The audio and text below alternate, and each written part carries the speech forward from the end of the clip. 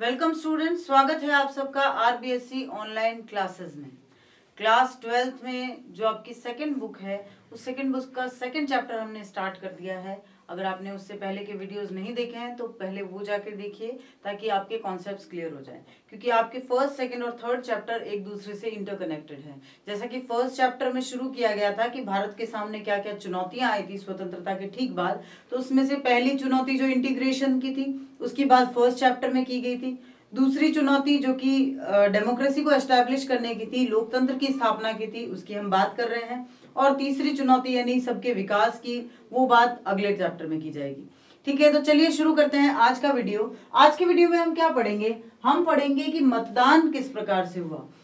ये तय कर लिया गया कि ठीक है, हम डेमोक्रेसी ही रखेंगे। बाकी बहुत सारे देशों को देखा गया कि उन्होंने शुरुआत में ऐसे कुछ तरीके अपनाए शासन व्यवस्था के, जो उस समय शायद डेमोक्रेसी स्थापित नहीं कर पाए, उस समय शायद विकास की गति में उनको आगे बढ़ा गए, लेकिन बाद में भी वो डेमोक्रेसी के लिए हानिकारक ही बने रहे। लेकिन भारत में शुरुआत से सिर्फ और सिर्फ लोकतंत्र पर ही जोर दिया गया। और किस प्रकार लोकतंत्र की स्थापना की गई, पहले चुनाव में चुनाव आयोग के सामने क्या क्या परेशानियां आई, ये हम डिस्कस कर चुके हैं। आज देखेंगे कि चुनाव किस तरह से हुए। और चुनाव भी हम बात करेंगे प्रथम 3 आम चुनाव की। प्रथम 3 आम चुनाव की हम चर्चा कर रहे हैं।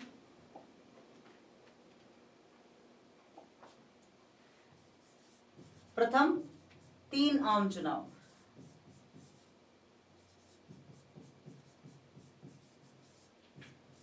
देखिए बच्चों, पहला जो चुनाव हुआ था वो 1952 में खत्म हुआ था। तो जिस तरह हमारे यहाँ सरकार का टेन्योर है, उसी के अकॉर्डिंग 1952 से लेकर 57 तक जो है प्रथम चुनाव हुए थे, या फिर प्रथम सरकार बनी थी।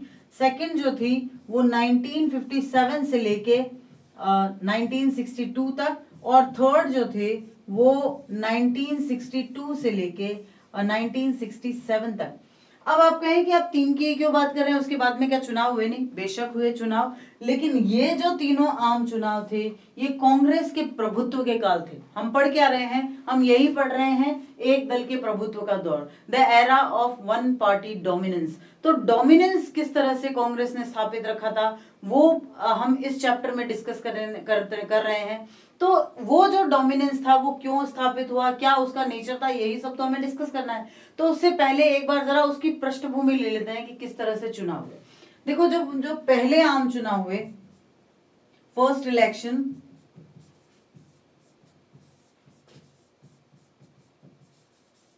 हमने पिछले वीडियो में ये डिस्कस कर लिया है कि वो इलेक्शंस जो है अक्टूबर 1951 से लेके फरवरी 1952 तक, यानी लगभग 6 महीने वो चुनाव चले थे। ठीक है, और मोस्ट ऑफ द पार्ट जो उनका है वो 1952 में कंडक्ट किया गया था, इसीलिए उनको 1952 के चुनाव भी कहा जाता है।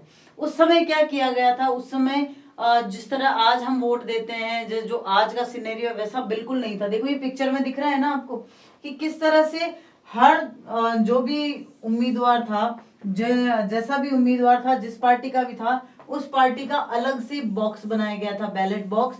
उस बॉक्स के ऊपर उसके नाम की, उसकी जो भी पार्टी है उसके चुनाव चिन्ह की सारी जानकारियां यहाँ लिखी गई थी। जनता को क्या करना होता था, एक प्लेन पेपर दिया जाता था, वो उस प्लेन पेपर को इस बॉक्स में समेट के जिसको वोट देना है उसके अंदर डाल देता था। यद्यपि अभी ये तरीका हमें थोड़ा अजीब लग सकता है, क्योंकि हम जिस दौर में है वो ईवीएम का दौर है, ठीक है ना, इलेक्ट्रॉनिक वोटिंग मशीन का। ये उससे थोड़ा अजीब तरीका लग सकता है, थोड़ा पुराना लग सकता है, लेकिन उस समय यही बेस्ट तरीका समझ में आया था। क्योंकि हम बात कब की कर रहे हैं? हम 1951-52 की बात कर रहे हैं, जिस समय इलेक्ट्रिक तो क्या, जिस समय कंप्यूटर तो क्या, मोबाइल तो क्या, फोन तो क्या छोड़िए, बिजली का भी नामो निशान नहीं था। मतलब बहुत मुश्किल होता था कि हर जगह बिजली मिल पाना। आज भी हमारे भारत में काफी जगहों पर अभी तक नहीं पहुंची है, ठीक है ना। तो हम जहां रह रहे हैं वो सिनेरियो बाकी लोगों से बहुत अच्छा है। तो आप समझिए इस बात को कि किस तरह से पहले आम चुनाव करवाए होंगे, खास करके तब जब 3200 एमएलए का सिलेक्शन करना हो, ठीक है ना, जब 3200 एमएलए और 489 एमपीज चुनने हो। और उस पर भी मैंने आपको कल ही बताई थी ये बात कि कुल 17 करोड़ वोटर थे।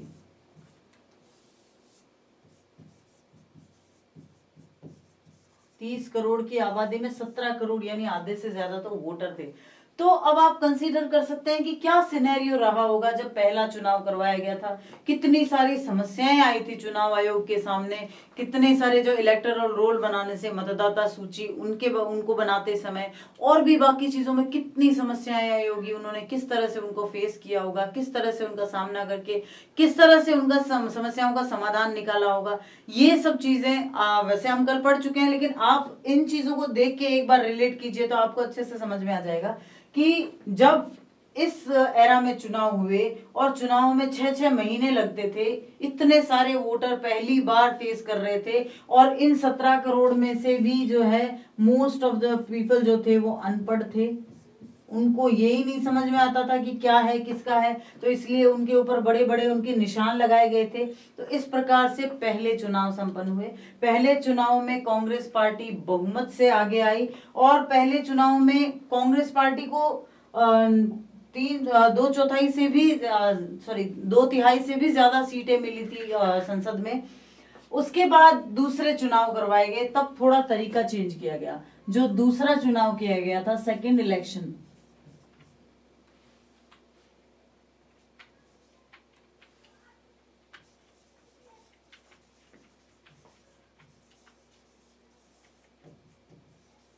उस समय बैलेट पेपर यूज कर लिए गए थे। तो सेकेंड इलेक्शन यानी कि 1957 में 1957 में भी सेम ही प्रोसीजर अपनाया गया था, 1957 से लेकर और 62 तक जो था, और फिर 1962 से लेकर जो चुनाव हुए थे यानी कि थर्ड इलेक्शन में बैलेट पेपर का यूज किया गया था।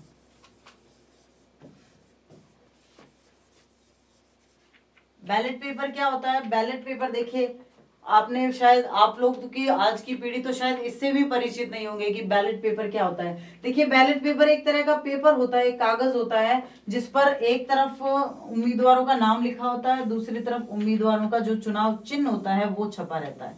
ठीक है, एक तरफ उम्मीदवारों का नाम होता है और एक तरफ उम्मीदवारों का चुनाव चिन्ह होता है। अब प्रॉब्लम्स क्या आई थी देखो पहले और दूसरे आम चुनाव में, कि उस पेटी में पड़े जो भी कागज हैं वो किसके हैं, वो बिल्कुल ब्लैंक है, किसी को नहीं पता। तो वो पेटी में मतदाता ने डाले हैं, लेकिन उसने कई बार चूक भी कर दी होगी, या हो सकता है कुछ धांधलेबाजी भी हुई होगी। जो भी हुआ हो या ना हुआ हो, उसको ध्यान में रखते हुए ये चेंजेस किए गए। जब पहला आम चुनाव होने वाला था ना, हुआ नहीं था, होने वाला था, और भारत ने अपने पहले ही प्रयास में यूनिवर्सल अडल्ट सफरेज, जो संपूर्ण वयस्क मताधिकार दे दिया था, उस पर दुनिया भर के अखबारों ने मजाक उड़ाया था भारत का। और ये कहा था, एक अखबार में तो ये तक लिखा गया था कि अगर जवाहरलाल नेहरू ने जिंदा रहते अपनी असफलता देख ली तो शायद वो इस बोझ के मारे जी भी नहीं पाएंगे।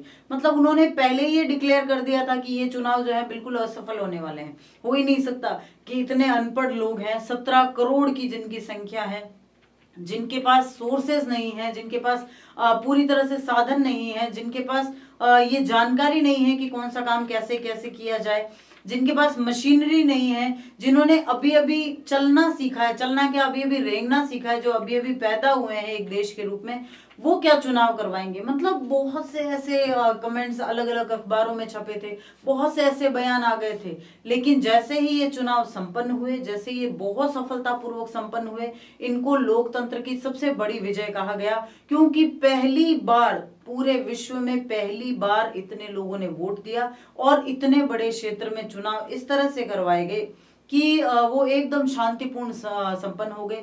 आप मानेंगे नहीं, हालांकि कांग्रेस पार्टी एक ही थी जो इस तरह से थी, और इसकी वजह क्या थी? देखिए, कांग्रेस पार्टी के डोमिनेंस की वजह जान सकते हैं। कांग्रेस पार्टी का डोमिनेंस इसलिए आया क्योंकि एक तो कांग्रेस पार्टी लेगेसी रखती थी हमारे स्वतंत्रता संग्राम की, तो इस वजह से कांग्रेस पार्टी जीती भी। लेकिन ऐसा बिल्कुल नहीं है कि कोई विपक्षी पार्टी नहीं थी। इन सभी तथ्यों पर हम चर्चा करेंगे आगे, लेकिन पहले हम चुनाव के एक बार जो नतीजे थे उनको देख लेते हैं। तो पहली बार थर्ड इलेक्शन में 1962 में बैलेट पेपर का यूज किया गया। बैलेट पेपर यानी जो ऐसा पत्र होता है जिसके ऊपर जो उम्मीदवार होते हैं उनका नाम भी लिखा होता है और उनका चुनाव चिन्ह भी होता है। अब जो पढ़ सकते हैं वो नाम पढ़ लेते हैं, और जो नहीं पढ़ सकते वो देख सकते हैं कि उसका चुनाव चिन्ह है। ऐसे में करना क्या होता है, एक स्टाम्प दिया जाता था। आपको पता है, अगर आपने कहीं देखा हो या आपके घर के बड़े बूढ़े आपको बताएंगे, आप पूछिए, तो वो एक स्वस्तिक का चिन्ह बना होता था, और उस स्वस्तिक का स्टाम्प लगाना होता था जहां जिसको भी आपको वोट देना है। अभी तो सिर्फ बैलेट का बटन प्रेस करने से ही वोट कास्ट हो जाता है, लेकिन पहले ऐसा नहीं था। फिर उसके बाद में इनको समेट कर इस तरह की एक डब्बे में डालना होता था, जो डब्बा बाद में कलेक्ट करके सारे डब्बे, और फिर वोट्स काउंट किए जाते थे। तो ये बैलेट पेपर से चुनाव हुए थे तीसरे चुनाव, और पहले, दूसरे और तीसरे तीनों चुनावों में कांग्रेस पार्टी विन कर गई थी।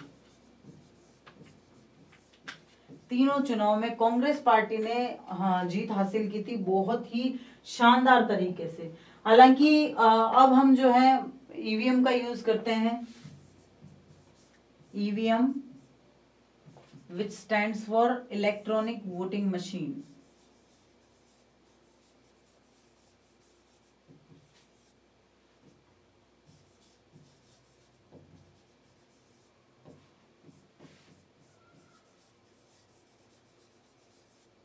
Electronic voting machine, electronic voting machine में देखिए, ये मशीन आपको दिख रही है, ठीक है, ऐसा ही होता है। यहाँ उम्मीदवार का नाम लिखा होता है, उसके बाद में उसी के ठीक सामने उस उम्मीदवार का चुनाव चिन्ह होता है, और ये कुछ बटन्स होते हैं जिनको हम जैसे ही प्रेस करते हैं उसका वोट कास्ट हो जाता है। यानी अब ये झंझट नहीं होते, इतना सारा जो पेपर वर्क होता था, कितने सारे पेपर्स, हालांकि अब भी होता है, लेकिन पहले के मुकाबले अगर देखा जाए तो ये 10% के करीब ही होता है, क्योंकि अब सारी वोटर लिस्ट वगैरह सब जो है वो कंप्यूटराइज्ड होती है, तो उतना पेपर वेस्ट नहीं होता, हाथ से उतना काम नहीं करना पड़ता। आप इमेजिन कीजिए कि उस समय वोटर आईडीज वगैरह सब जो बनाई गई थी, ठीक है ना, वोटर आईडी तो बाद में बनी थी, उससे पहले जो इलेक्टोरल रोल बनाए गए थे, किस तरह उन्होंने एक एक नाम को हाथ से या फिर टाइपिंग मशीन से टाइप किया होगा, किस तरह से उन्होंने एक एक पेपर को संभाल के रखा था, किस तरह से उन्होंने ये सब चीजें मैनेज की होगी। हम बिल्कुल अंदाजा भी नहीं लगा सकते कि ये सब उनके लिए कितना मुश्किल रहा होगा जो उन्होंने फेस किया है। आज हम इन मेथड्स को देख के हंस जरूर सकते हैं, लेकिन उस समय उन्होंने जो फेस किया है उसके बारे में हम सोच भी नहीं सकते। तो अब जब चुनाव के नतीजे आए, देखिए जब फर्स्ट जो इलेक्शन हुआ था, at the time of first general election of India, there were 489 parliamentary constituencies spread across 27 states. जो भारत के 26 राज्य थे, उनमें कुल 489 पार्लियामेंट्री कॉन्स्टिट्यूएंसीज यानी कि संसदीय क्षेत्र थे। अब उन 489 में ये कौन कौन से स्टेट्स थे?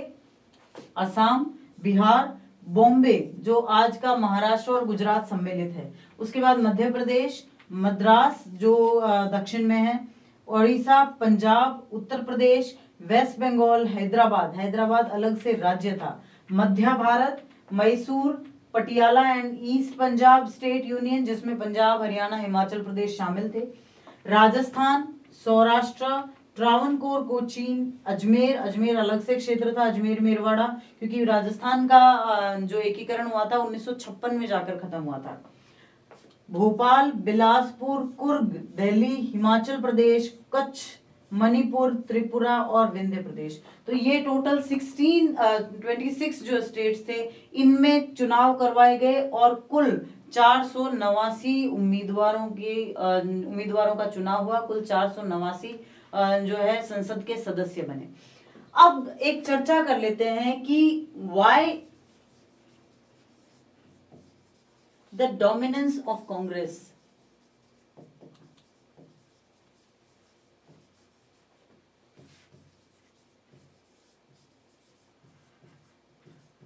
क्यों कांग्रेस का प्रभुत्व रहा?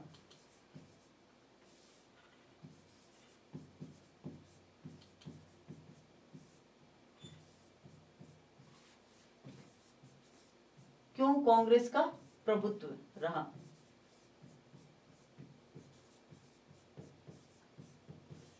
कभी कभी ये क्वेश्चन भी आता है। तो कांग्रेस का प्रभुत्व रहने का सबसे पहला रीजन जो दिया जा सकता है, वो हम क्लियरली ये रीजन दे सकते हैं कि स्वतंत्रता संग्राम।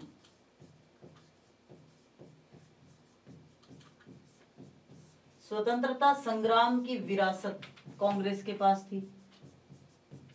कांग्रेस हमारे देश की सबसे पुरानी पार्टी है। 1885 में कांग्रेस का गठन किया गया और उसके बाद से लगातार कांग्रेस ने हमारे देश के लिए लड़ाई की। उसके बाद से लगातार कांग्रेस के जो सेनानी थे उन्होंने हमारे देश की स्वतंत्रता के लिए संघर्ष किया। महात्मा गांधी, जवाहरलाल नेहरू, वल्लभ भाई पटेल से लेकर सुभाष चंद्र बोस तक सभी कांग्रेस के सदस्य और कई बार अध्यक्ष भी रह चुके थे। तो ये एक जो लेगेसी कांग्रेस लेके चल रही थी, शुरुआत से जनमानस में जो पैठ अपनी कांग्रेस बना चुकी थी, चाहे वो भारत छोड़ो आंदोलन हो, चाहे वो असहयोग आंदोलन हो, चाहे वो सविनय अवज्ञा आंदोलन हो, चाहे वो दांडी मार्च हो, जो भी आंदोलन हो, सबको एक लेगेसी को साथ में लेकर कांग्रेस चली थी। हमेशा से पूरी जनता को साथ में लेकर आंदोलन किया था। तो ऑब्वियसली पूरी जनता के मन में कांग्रेस उस समय बसी हुई थी। कांग्रेस का जो विरासत, जिस स्वतंत्रता संग्राम की जो विरासत कांग्रेस लेके चल रही थी, वो उनके लिए सबसे बड़ा प्लस पॉइंट था कि उनके पास एक ऐसा हिस्सा था हमारे इतिहास का जिससे भारत का बच्चा बच्चा अपने आप को कनेक्ट कर पा रहा था। उसके बाद दूसरा रीजन हम इसके लिए बता सकते हैं कि पूर्व तैयारी जो थी वो कांग्रेस की शानदार थी। जहां बाकी के जो छोटे मोटे दल बने भी थे थोड़े बहुत, वो दल भी सिर्फ अपने आप को रिप्रेजेंट करने की सोच रहे थे और उसी समय जवाहरलाल नेहरू ने पूरा का पूरा स्ट्रैटेजिक प्लान कर लिया था कि किस तरह हमें प्रचार करना है, किस तरह हमें अपने आप को पेश करना है, किस किस को उम्मीदवार के रूप में उतारना है, क्या क्या करना है, क्या नहीं करना है, वो सब उन्होंने बिल्कुल स्ट्रैटेजिकली प्लान कर लिया था। तो ये जो पूर्व तैयारी थी कांग्रेस की, ये भी इनके बहुत काम आई थी। उसके अलावा जवाहरलाल नेहरू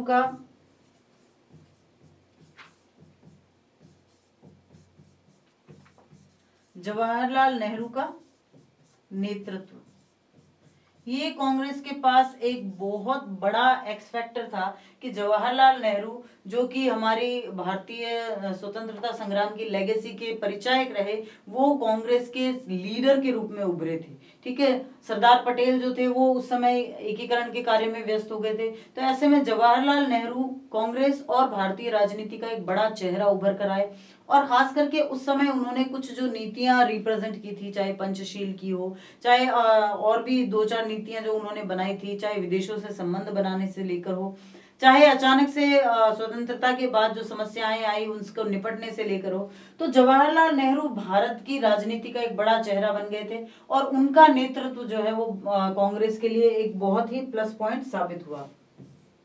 उसके बाद जनमानस में पकड़,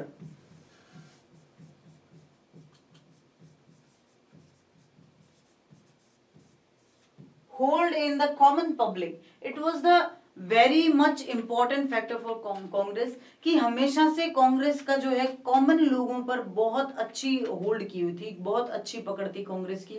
और ये कुछ वजह रही, चाहे आप स्वतंत्रता संग्राम की विरासत कहिए, पहले से की गई तैयारी कहिए, जवाहरलाल नेहरू का नेतृत्व कहिए, या जनमानस में पकड़ कहिए, कांग्रेस को जीतने से कोई नहीं रोक पाया। और ये जो कुल 489 सीट थी, इनका 2/3 बहुमत लेकर कांग्रेस जो है वो पहली संसद में प्रविष्ट हुई। अब ये कुछ नेशनल पार्टीज के सिंबल हैं। देखिए, आज हम जिस कांग्रेस को मानते हैं, जिसको हाथ का चिन्ह मिला हुआ है, उस समय ये चिन्ह नहीं था। उस समय कांग्रेस को ये चिन्ह मिला था जो 2 बैलों की जोड़ी थी, ये कांग्रेस का चिन्ह था। और जो ये कहते हैं ना कि उस समय और कोई पार्टी नहीं थी, उनको ये बताने के लिए कि वास्तव में पार्टी थी। During the first general election there were 14 national political parties, यानी पहले इलेक्शन के समय ही भारत में कुल जो है वो 14 राजनीतिक दल थे। कुल 14 राजनीतिक दलों ने पहले इलेक्शन को फाइट किया था, पहले इलेक्शन में ही, जिसमें अखिल भारतीय हिंदू महासभा, जो कि एक सैनिक की घोड़े पर बैठे हुए चिन्ह लेकर लड़ाई की थी, जिसने all India scheduled caste federation नाम से जो हाथी के चुनाव चिन्ह पर लड़ी थी। फिर है Bolshevik party of India star का चुनाव चिन्ह लेकर, ऑल इंडिया फॉरवर्ड ब्लॉक जो कि मार्क्सिस्ट ग्रुप था उसने शेर का चुनाव चिन्ह लिया, सोशलिस्ट पार्टी ने बरगद का चुनाव चिन्ह लिया, ऑल इंडिया भारतीय जन संघ जो दीपक के चुनाव के साथ मैदान में उतरी थी, revolutionary communist party of India जो मशाल के साथ उतरी थी, अखिल भारतीय राम राज्य परिषद उगते हुए सूरज के चुनाव चिन्ह के साथ जिसने चुनाव को कॉन्टेस्ट किया था, रेवोल्यूशनरी सोशलिस्ट पार्टी कुदाल और फावड़ा का चिन्ह लेकर और चुनाव में उतरी थी। कृषिकार लोक पार्टी जो है वो किसान के चित्र को लेकर और इस दंगल में कूद पड़ी थी। दो बैलों की जोड़ी कांग्रेस का चुनाव चिन्ह था। हसिया और गेहूं की बाली कम्युनिस्ट पार्टी ऑफ इंडिया का चुनाव चिन्ह था। All India forward block Ruikar group जो था उसका चुनाव चिन्ह वो था जो आज कांग्रेस का है, यानी हाथ का पंजा। उसके बाद किसान मजदूर प्रजा पार्टी ने झोपड़ी के चुनाव चिन्ह के साथ ये चुनाव लड़ा था। तो एक नहीं दो नहीं कुल 14 पार्टीज ने उस समय पहला इलेक्शन फाइट किया था। क्या आप मानेंगे? लेकिन ये सिर्फ कहने की बातें हैं कि कांग्रेस ही थी और कोई थी नहीं, ऐसा बिल्कुल नहीं था। हमारे पहले चुनाव से ही भारतीय चुनाव जो है वो पूर्णतः लोकतांत्रिक थे, पूर्णतः लोकतांत्रिक थे। अब आप ये मान सकते हैं कि आमतौर पर जो औसतन खड़े हुए थे, औसतन एक सीट के लिए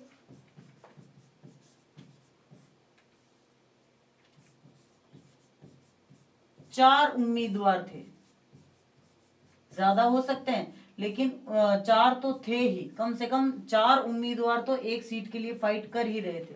तो अब आप समझ सकते हैं कि किसी भी तरीके से ये चुनाव किसी भी तरीके से क्या डेमोक्रेटिक नहीं थे, बिल्कुल पूरी तरह से डेमोक्रेटिक चुनाव थे। लेकिन कुछ चीजें ऐसी रही जो कांग्रेस का डोमिनेंस स्थापित करने में सफल रही, और वो हमने अभी भी पढ़ा है कि जो लेगेसी स्वतंत्रता संग्राम की थी वो कांग्रेस का मुख्य भूमिका निभा रही थी कांग्रेस की जीत के लिए। उसके बाद में जवाहरलाल नेहरू का नेतृत्व था, जनमानस पर पकड़ बनी हुई थी बहुत अच्छी। तो इसकी वजह से कांग्रेस ने जीत हासिल की और बहुत बड़े तरीके से जीत हासिल की थी। Now this is the fact that 24,73,850 metal boxes and 1,11,095 wooden boxes were used to receive ballots in the first general election held simultaneously with legislative assembly elections. This was because each candidate was assigned a separate ballot box. हमने पहले चुनाव के बारे में पढ़ा ना कि वहां पर एक उम्मीदवार एक बॉक्स, इसी आधार पर चुनाव लड़ा गया था। तो हम ये समझ सकते हैं इस चीज को कि 24,73,850 धातु के बक्से या जिनको कह सकते हैं लोहे के बक्से भी थे, और उसके साथ साथ 1,11,095 लकड़ी के बक्से।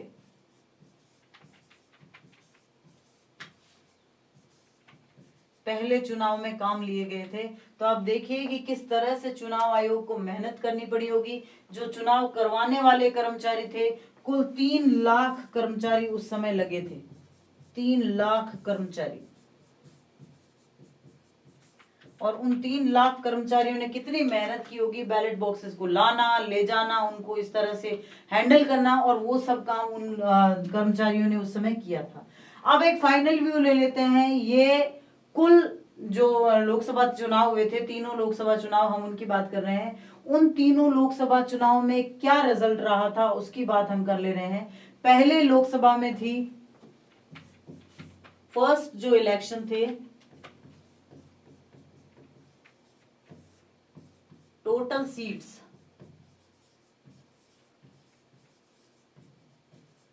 489, कुल 489 सीटों के लिए चुनाव लड़े गए, और उन 489 में से कांग्रेस को 364 सीटें मिली, 364 कांग्रेस को मिली।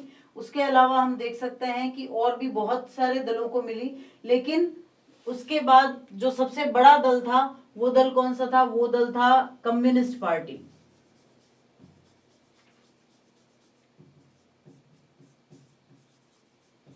और कम्युनिस्ट पार्टी को उस समय 16 सीटें मिली। तब आप ये देख सकते हैं कि किस प्रकार से सबसे बड़ा दल, कांग्रेस के बाद जो सबसे बड़ा दल है उसको सिर्फ 16 सीटें मिली है।